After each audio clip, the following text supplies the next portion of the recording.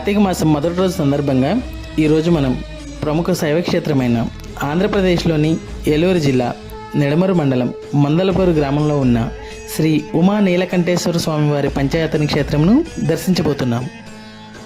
కార్తీక మాసం సందర్భంగా ఈ ఆలయంలో ప్రతిరోజు ఉదయం ఏకాదశ రుద్రాభిషేకం, సాయంత్రం 10,000 ప్రమిదల దీపాలంకరణ జరుగుతుంది. ప్రతి శుక్ర సోమవారాలలో రుద్రహోమం, లక్ష్మీ గణపతి హోమం, నవగ్రహ హోమాలు కూడా జరుగుతాయి. ప్రతి శుక్ర సోమవారాల్లో కాశీ నుండి తీసుకొచ్చిన మహంతులచే గంగా హారతులు ప్రత్యేకంగా ఇవ్వబడతాయి. ఈ కార్తీక మాసంలో ప్రతి సోమవారం ఉదయం 10 గంటల నుండి రాత్రి 10 గంటల వరకు భారీ అన్న సమారాధన జరుగుతుంది.